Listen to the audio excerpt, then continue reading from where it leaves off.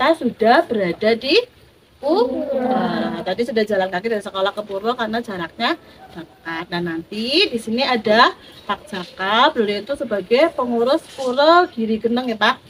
Pedalaman Giri Geneng. Nanti silakan kalian boleh bertanya tentang sejarah Pura Giri Geneng ya. Nih, monggo Pak Jaka, silakan menceritakan. Assalamualaikum warahmatullahi wabarakatuh.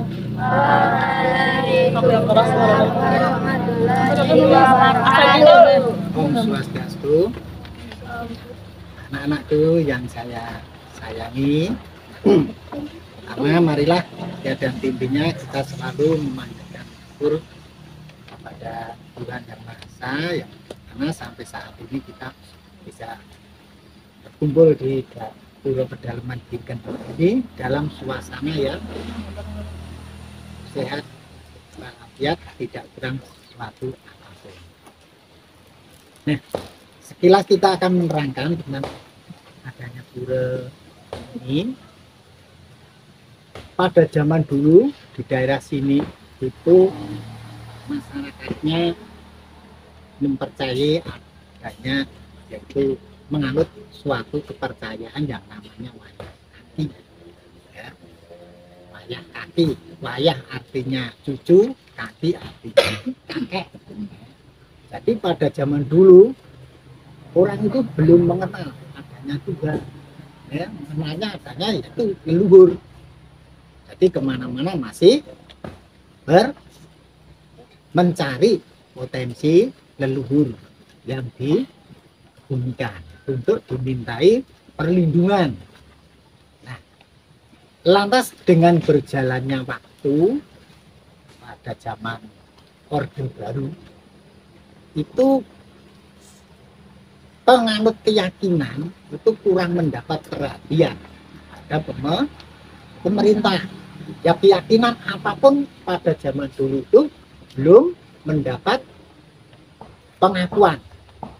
Maka dari itu oleh sesepuh kita wayah kaki yang terjadi di sini yang bernama Bapak Rana Meja itu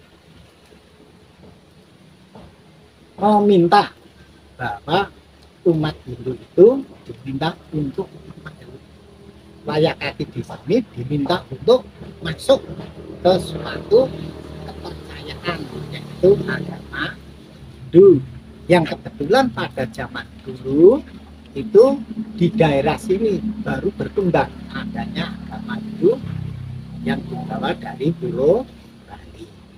Nah, dengan demikian maka di sini ya, Bapak Rana Meja itu memberikan sebidang tanah, ya, yang tanah ini untuk didirikan tempat suci, ya, tempat suci agama Hindu yang disebut pura.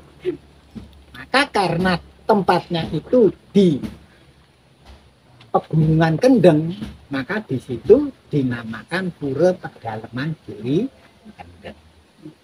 Karena dikatakan bisa di dalam, ya, di dalam artinya di lokasi atau wilayah Pegunungan Kendeng. Nah, pada saat itu pura ini dibangun mulai dari tahun 83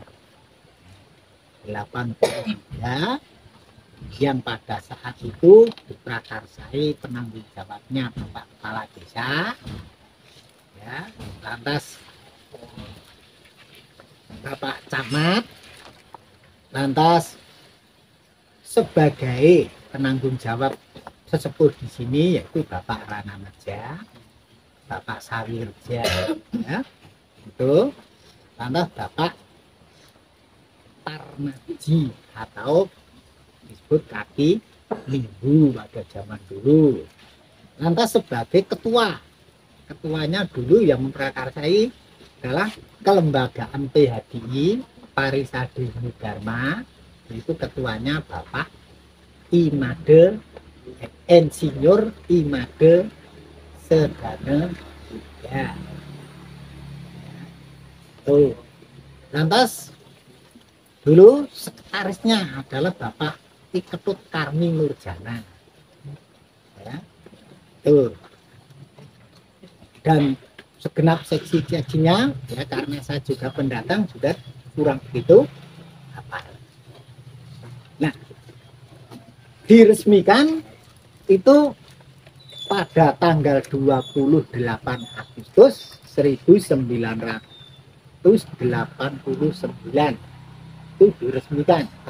Yang pura ini berdiri secara swadaya, yaitu dengan kekuatan umat Hindu sendiri, belum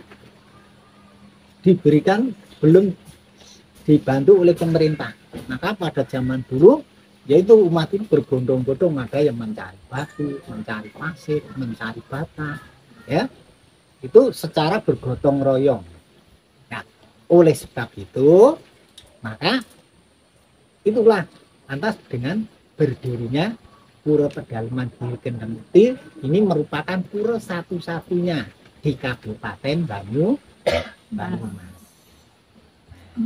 Tuh. Lantas semakin kesini akhirnya umatnya ya ada yang masuk, ada yang keluar, ada yang masuk, ada yang keluar. Itu karena menurut kemampuan keimanan umat. Ya. Kalau umatnya ya imannya itu tipis ya ada yang keluar, kalau umatnya itu tetap masuk ya. Ini sehingga dengan berjalannya waktu semakin hari ya terjadilah demikian ini. Pada zaman dulu cuma yang satu ini ya, yang sebelah sana yang namanya Utama Mandala, karena yang namanya pura tempat ibadah umat Hindu itu ada 3 lokasi. Lokasi yang pertama yaitu Kanista Mandala. Kanista Mandala itu yang ada di luar, seperti di sini sampai di tempat parkir. Ya, ini namanya Kanista Mandala. Nah, setelah itu mau naik, ini diberikan adanya sebuah gapura. Ya, namanya Candi Utara, sebagai pemisah antara Kanista Mandala dengan Madya Mandala. Nah, Madya Mandala ini sampai sana. Ya.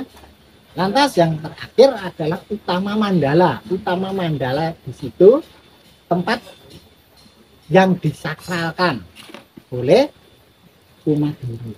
Jadi kalau ke Utama Mandala itu ada beberapa macam syarat. Ya.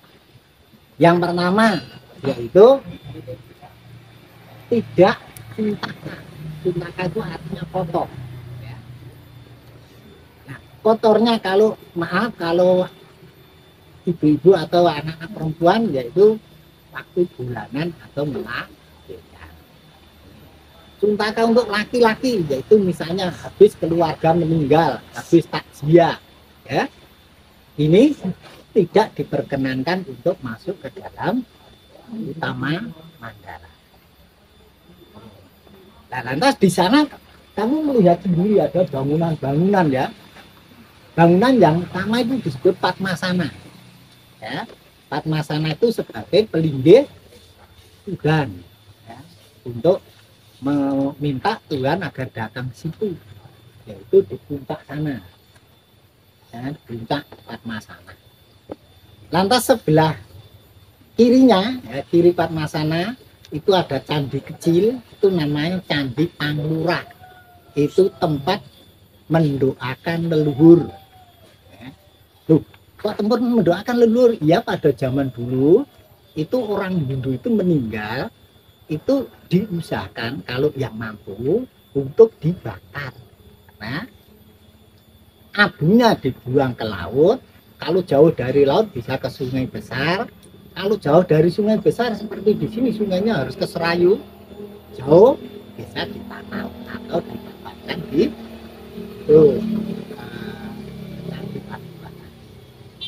ya, ada juga yang ditempatkan di rumah, kubur di rumah. Nah, untuk sementara itu sampai saat ini umat di sini itu belum ada yang dibakar. Kalau meninggal ya itu dikubur di pemakaman umum. Nah, kenapa kok harus dibakar? Karena untuk